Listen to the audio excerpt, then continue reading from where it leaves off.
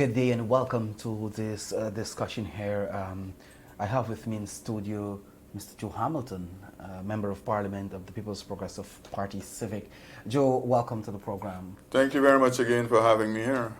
All right, today we want to focus a little bit on an issue that somehow seems to be, in the words of you, Joe, a taboo issue in Guyana with regards to the health of the president of Guyana, for all Guyanese, and and whether or not Guyanese are getting the kind of information that is necessary to understand the situation. You, I think, took a bold step yesterday, Joe, when you decided that you were going to speak about the absence of the president from the country, the lack of information on his whereabouts, his health status, and also the kind of confusion that is reigning whenever the president is not here, in terms of who exactly is running the country, who's responsible for what. So I think you took a bold step yesterday by starting this conversation, which somehow was happening, but not in the public domain.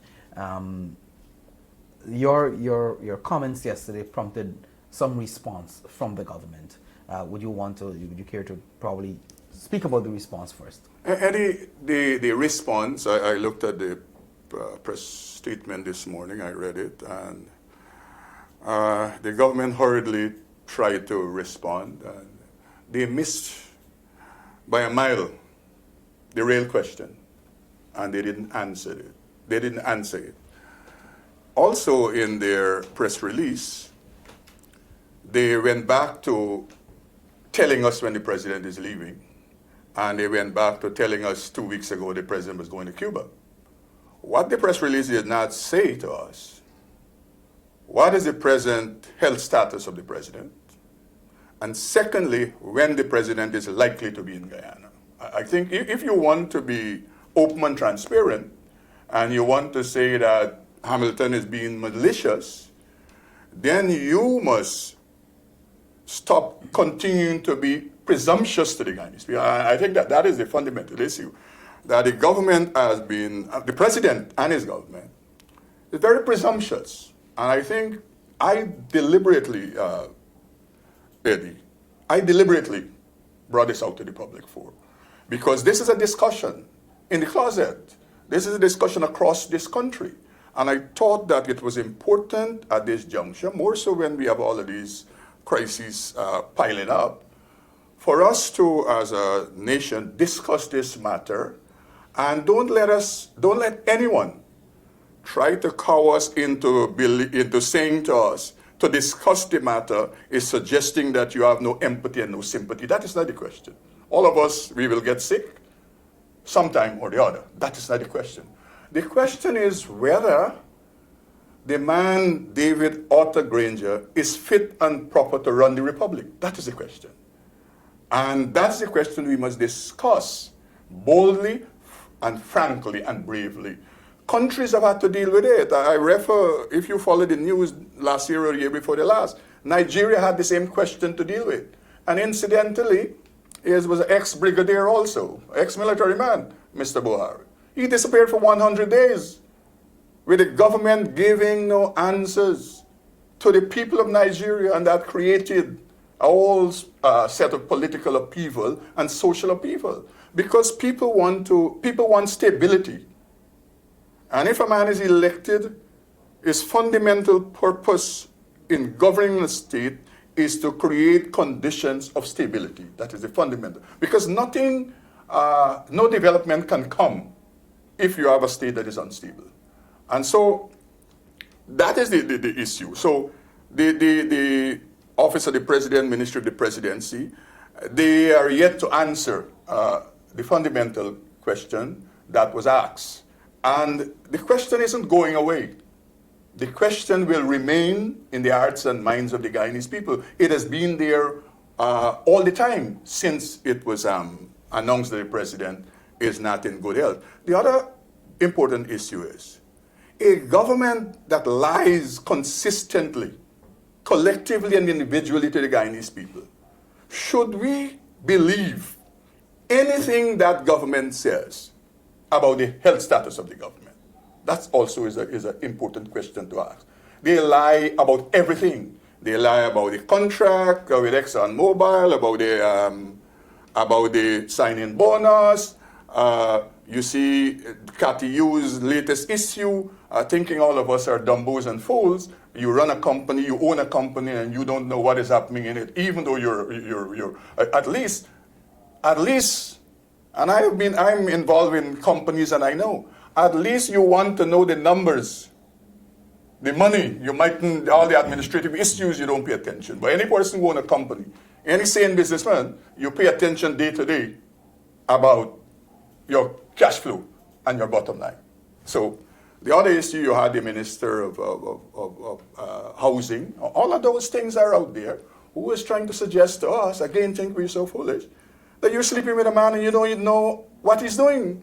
Because basically this is what she's saying. She don't know whether the man, that's how she started off, whether he has contracts or not with the ministry that she oversees. I mean, but so it is contemptuousness, and I'm bringing in those things to make the point that it is not just with this matter that we're discussing. All along and all across the spectrum, the government and its ministers continue to be contemptuous to the Guyanese people and we as people. It's not a political issue. I see the press release again tried to suggest, but the PPP being malicious and Hamilton being malicious, you know, like PPP. I am a citizen of the Cooperative Republic of Guyana, and I have a right to know. To know. I have a right to know. Secondly, I'm a taxpayer, and the proceeds that the president is paid from every month comes from the taxes that I pay and you pay, and all of us who pay taxes. So this is my right as a citizen. Forget about the politics. Forget about Hamilton being a PPP member of parliament.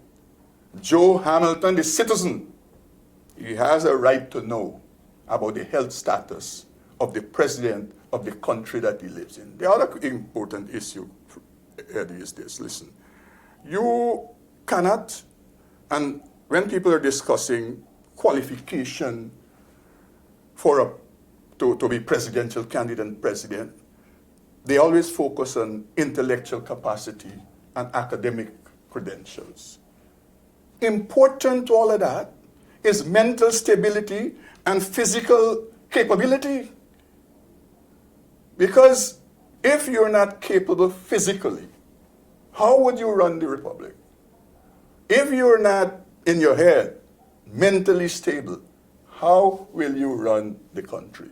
And in the case of the United States, one of the things you have to do when you're president, you have to go check with the presidential candidates for the parties. They go and get an independent comment from a physician about their medical state. Because people who are out there to make the choice of who they want to be president, they must have all the information about this person. Their health condition, their mental stability, and of course, the other things that they talk about. So for me, it is important. I'm glad that the Ministry of the Presidency responded. It suggests to me that they recognize that the matter is a matter of public importance. And even though they try to kill the messenger, they cannot drown out the message. But importantly too, Joe, apart from the qualification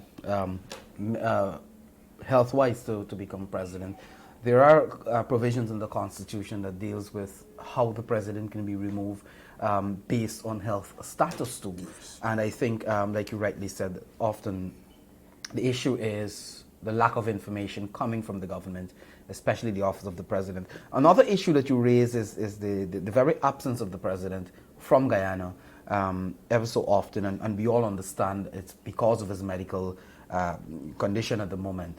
But his absence is creating what you termed as a lot of confusion in the government. Do you think that the government was able, through that press release, to clarify or to put to rest those confusions? No, because they can't. Because what you have a person in Moses Nagamut who's the prime minister, who, from the inception of the government putting being put together, has no political authority. So in large measure, when Granger leaves here and Nagamoto is sworn in as president, it's just a rubber stamp president. It's a president with no authority regarding the governance of the state. That is the reality, and nobody can sugarcoat that. The other issue you have, the major question mark, is whether Mr. Greenidge, because of his status as a dual citizen, whether he properly qualifies to act as prime minister. Because if the Constitution is saying that deem him illegal, and the court deem him illegal to be in the National Assembly, that it follows that he is illegal to be acting as president, as prime minister. Firstly, he is illegal to be a minister of the government, because you only become a minister of the government by being a member of the National Assembly.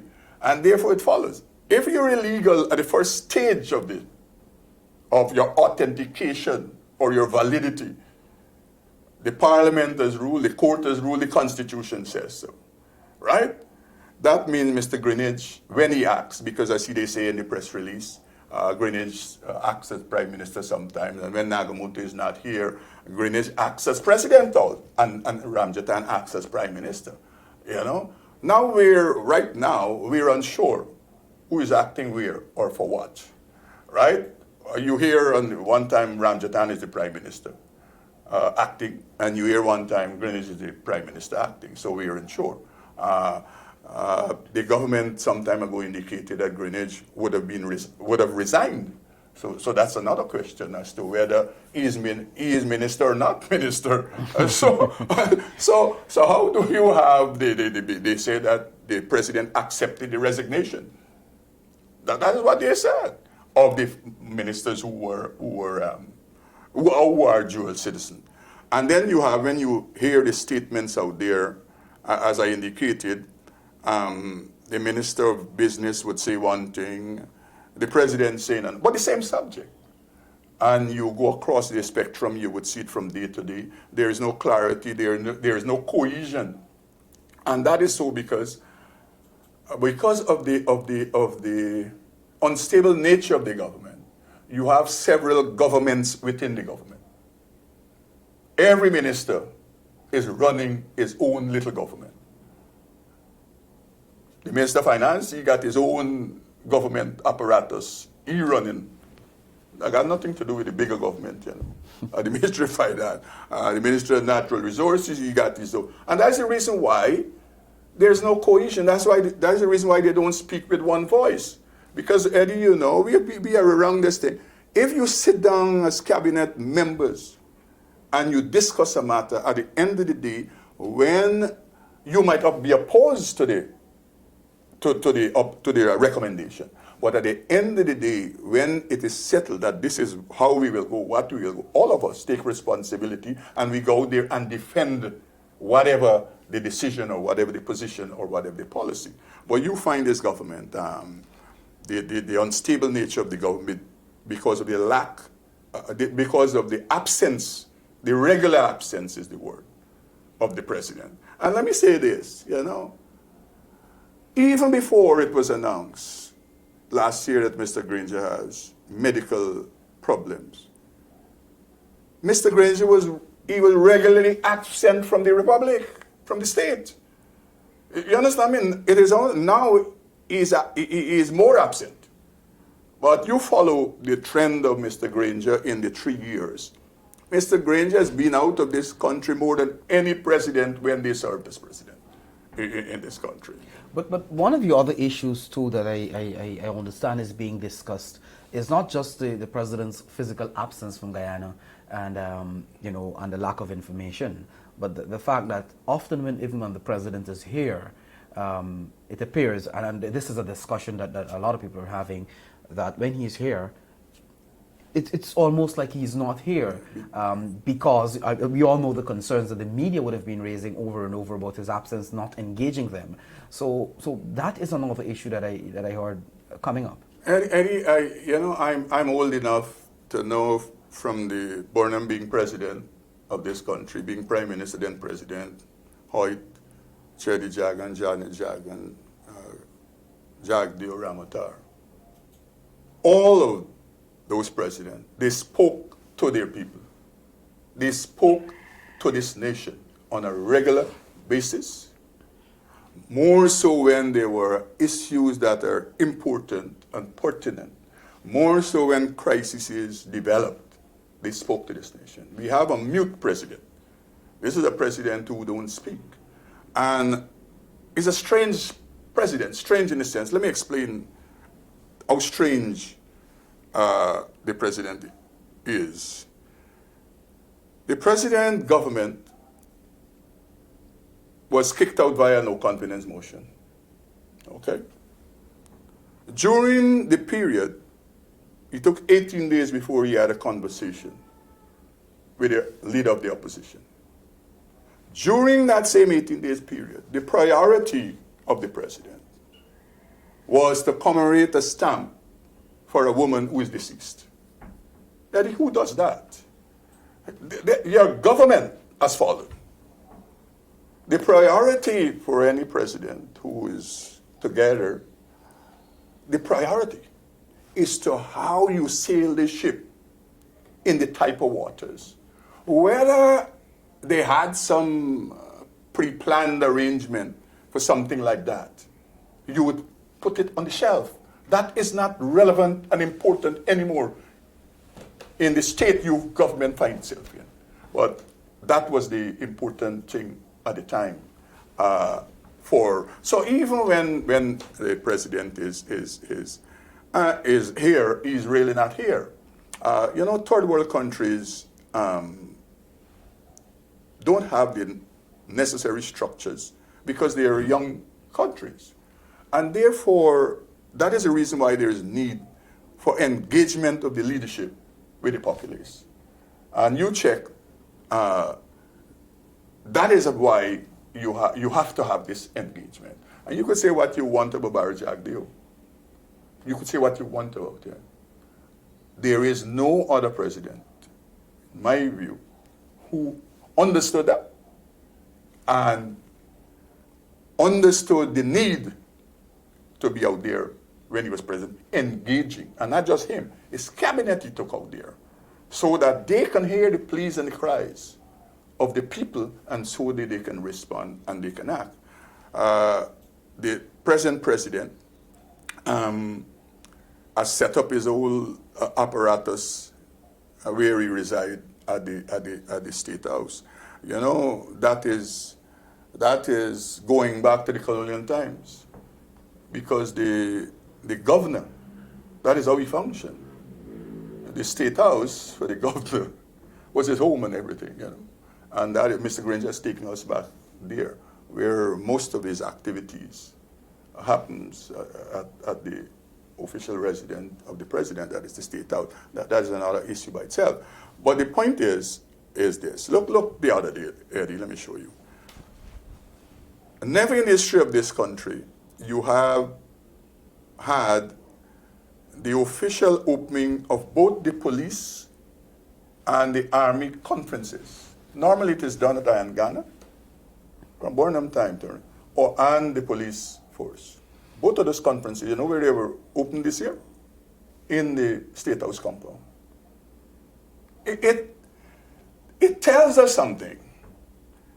That is information, is it, to us that, listen, the president don't have the capacity to, you understand me? To be that couple yards away from where he operates. No, it's a serious question. It is. That you have to bring this thing to you. You cannot go to it when all the other presidents, they went to it. Now, some people might want to suggest that Hamilton is being hard, and as the government spokespeople say, I'm being malicious. The question about the health of the president is not a new question. The question came up when Janet Jagan was president of this republic. Whether she was capable physically, and whether she was in the type of medical condition to continue as president. And when she thought that she couldn't anymore carry on. She did the honorable thing. She resigned as president of this country. That is what she did. So there's a precedent where a president, the precedent is twofold. One, it is not a new conversation. For whatever reason that is very strange in this dispensation, people want this conversation to be hush-hush or taboo, not to speak of. Even the media is complicit in this matter. I said to one of the media people yesterday, how journalists function, and you, Eddie, listen to me. You would not be unsympathetic to the president if you as a journalist, your president is diagnosed with a condition. A good journalist, you know what they will do, Eddie? Go to a doctor that is properly qualified in this subject and have a conversation with them and publish it. That is what you do so that the nation at large can be educated as to the likelihood and the pros and cons. That is how modern societies function. Because the president, when he is elected, he is not a private person anymore. He's a public person. He's paid from the public purse. He belongs to the people, to the state. Look, Michael, quickly. You know Mr. Thompson. Eddie. Eddie, sorry. Thompson, the Prime Minister of Barbados, he had some ill issues. And he informed the nation. And when he couldn't carry on anymore, he resigned out of the position. So it's not nothing new. So this listen to me, medical condition, you can't play hide and seek with it, Eddie, because it will come home. You're going to make it. So it is best from day one, you be frank and truthful. Because at the end of the day, we will know. What I would say to people who will look, the citizens, do not let anyone cow you into believing this is a subject not to be discussed, first point. And secondly, do not let anyone cow you into believing or suggest to you that to discuss this matter is to suggest that you don't have any empathy or sympathy with the president and his present political and his present medical ailments. Let us have this discourse, public discourse, on the matter of whether Mr. Granger is fit and proper to continue to be the president of the Cooperative Republic of Guyana. Joe, I want to thank you very much for joining me today. And of course, those of you who are joining us live on Facebook, and those of you who are going to view this program a little later on the television, we want to say thank you very much for being part of the program. We're going to be back here on Monday, probably to talk with you again on other issues and developments in our country. Until then, bye for now. Joe, thanks again. Thank you very much, Eddie.